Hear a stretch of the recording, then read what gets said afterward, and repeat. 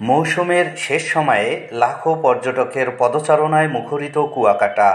Reporter Bangla টিভির desk রিপোর্টে বিস্তারিত।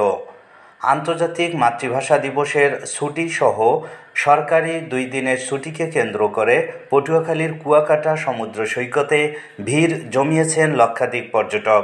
গতকাল বৃহস্পতিবার বিকেল থেকে আসা এ সকল পর্যটকের পদচারণায় এখন মুখরিত হয়ে উঠেছে দীর্ঘ 22 কিলোমিটার সমুদ্র সৈকত। আগত পর্যটকরা সৈকতের নোনা জলে গা ভাসিয়ে আনন্দ উল্লাসে মেতেছেন। অনেকে আবার প্রিয়জনকে সঙ্গে নিয়ে সৈকতের বেঞ্চিতে বসে উপভোগ করছেন প্রাকৃতিক সৌন্দর্য। অনেকে আবার ঘোড়াসহ বিভিন্ন বাহনে চড়ে ঘুরছেন সৈকতের এক প্রান্ত থেকে অপর প্রান্ত। আগত পর্যটকদের ভিড়ে বুকিং হয়েছে শত শত হোটেল, বিক্রি বেড়েছে পর্যটন সংশ্লিষ্ট ব্যবসা প্রতিষ্ঠানগুলোতে। মৌসুমের শেষ সময়ে পর্যটকের এমন ভিড়ে উচ্ছ্বসিত রয়েছে ব্যবসায়ীরা।